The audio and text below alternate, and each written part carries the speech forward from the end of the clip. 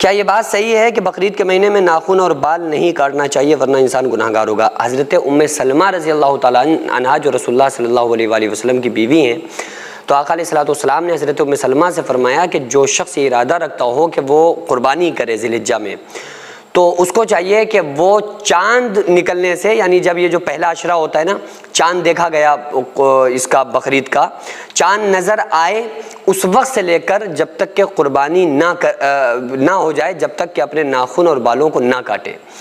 تو یہ ایک عمل جو ہے یہ مستحب عمل ہے، اور اس پہ اللہ تبارک و تعالیٰ بہت بڑا ثواب عطا فرمائے گا۔ تو ان لوگوں کو یہ چاہیے کہ وہ اپنے کھال کو بھی، اپنے باڈی سے جو کھال وغیرہ لوگ کاٹنے کی ضرورت پڑتی ہے یا کاٹتے ہیں، وہ بھی نہ کاٹیں، زیادہ مطلب کھال وغیرہ اپنے جسم سے الگ نہ کریں، اور نہ وہ اپنے ناخن کو کاٹیں، نہ وہ اپنے بالوں کو کاٹیں۔ اچھا، یہ حکم اللہ تبارک و تعالیٰ نے کیوں دیا ہے؟ رسول اللہ صلی اللہ علیہ وآلہ وسلم نے یہ حکم کیوں دیا ہے؟ بھائی رسول اللہ صلی اللہ علیہ وآلہ وسلم کا جو حکم ہے وہی تو اللہ کا حکم ہے۔ آقا علیہ الصلوۃ والسلام نے کوئی ایسی بات نہیں کہی جو اللہ نے نہ کہی ہو۔ اللہ تبارک و تعالیٰ نے قرآن کریم میں سورہ نجم میں اس کو بیان فرمایا، ان ہوا الا وحی یوحیٰ، کہ میرے نبی صلی اللہ علیہ وآلہ وسلم کوئی ایسی بات نہیں کہتے ہیں جو اپنی طرف سے کہیں اور اللہ نے ان سے نہ کہی ہو۔ تو اللہ نے جو کہا ہے وہی آقا علیہ الصلوۃ والسلام نے بیان فرمایا ہے۔ اب یہ بات الگ ہے کہ قرآن ایک مکمل ایک شکل لے کر اللہ رب العالمین نے ایک قرآن کریم کو جبریل امین کے ذریعے سے بھیجا، بہت سارے احکامات، بہت سارے ارادے ایسے جو اللہ تعالیٰ نے ڈائریکٹ اپنے محبوب صلی اللہ علیہ وآلہ وسلم کو عطا فرمائے، کبھی الہام کے ذریعے، کبھی کشف کے ذریعے، کبھی خواب کے ذریعے۔ تو اللہ کے رسول صلی اللہ علیہ وآلہ وسلم نے ان چیزوں کا حکم دیا۔ تو بہرحال آقا علیہ السلام نے بھی جو چیزیں بتلائی ہیں وہ بھی اصل میں اللہ کا ہی حکم ہے۔ یہ بات الگ ہے کہ وہ پھر فرضیت کے درجے تک نہیں پہنچے گا۔ اللہ نے جن چیزوں کو قرآن میں جن چیزوں کا حکم دے دیا ہے وہ چیزیں ہمارے لیے کرنا ضروری ہو گئیں، فرض ہو گئیں، نہیں کریں گے تو گناہگار ہوں گے۔ بہرحال یہ ایک مستحب عمل ہے، آقا علیہ الصلوۃ والسلام نے فرمایا۔ لیکن یہ آپ دیکھیں نا کہ عاشق کے لیے یہ کتنی بڑی بات ہے کہ یہ ہمارے نبی صلی اللہ علیہ وآلہ وسلم نے فرمایا۔ نبی کا بتایا ہوا دیا ہوا حکم کوئی چھوٹا یا معمولی تھوڑی ہو سکتا ہے۔ اگر کوئی یہ سمجھ لینا کہ ارے یہ تو نبی صلی اللہ علیہ وسلم نے حکم دیا ہے، یہ تو چھوٹا ہو گیا معاذ اللہ، تو وہ انسان اسلام سے بے تعلق ہو جائے گا، وہ کافر ہو جائے گا، کیونکہ اس نے آقا علیہ الصلوۃ والسلام کے حدیث کی اہانت کر دی، آقا کے حکم کی اس نے اہانت کی۔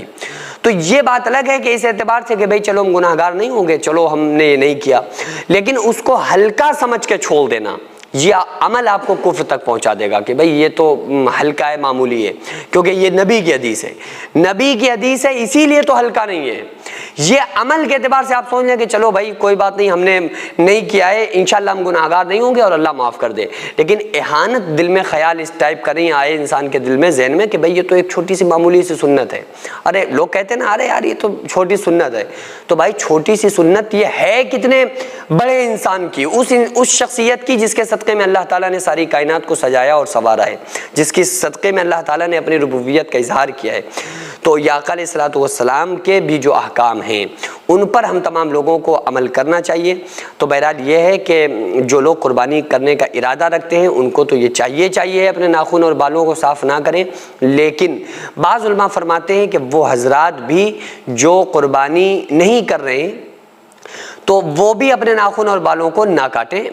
تو اس استحباب میں انشاءاللہ تعالیٰ اللہ سے امید رکھیں کہ اللہ تعالیٰ ان کو بھی اس کا کچھ نہ کچھ اجر ثواب عطا فرمائے گا، کیونکہ وہ صاحب نصاب نہیں ہیں، صاحب استطاعت نہیں ہیں، قربانی نہیں کر رہے ہیں، تو کم سے کم وہ قربانی کرنے والوں کے اس عمل کو ہی اپنا لیں۔ تو بعض علماء یہ فرماتے ہیں، تو بہرحال یہ ہے کہ اگر آپ چاہیں تو اس پر بھی عمل کر سکتے ہیں۔ السلام علیکم ناظرین، یہ مدرسہ اسکول جو آپ دیکھ رہے ہیں ہماری بہن بیٹیوں کا مستقبل ہے، جس میں بچوں کو دینی تعلیم کے ساتھ ساتھ انگلش اور کمپیوٹر بھی سکھایا جاتا ہے۔ اس ہاسٹل میں میں الحمدللہ 12 کمرے 5 ہال تیار کر چکا ہوں، لیکن ابھی بھی کروڑوں روپے کا کام باقی ہے جس کو اکیلے نہیں کیا جا سکتا ہے۔ اس لیے آپ تمام لوگ ہمارے ساتھ مل کر بچیوں کا بہترین فیوچر بنانے میں ضرور حصہ لیں، اور ہر ہفتے 100-500 روپے آپ اس QR پر ضرور ڈالیں۔ اللہ تعالیٰ آپ کو اس کا 10 گنا دنیا میں، 70 گنا آخرت میں، اور مرنے کے بعد قیامت تک قبر میں اس کا اجر عطا فرمائے گا۔ السلام علیکم ورحمۃ اللہ وبرکاتہ۔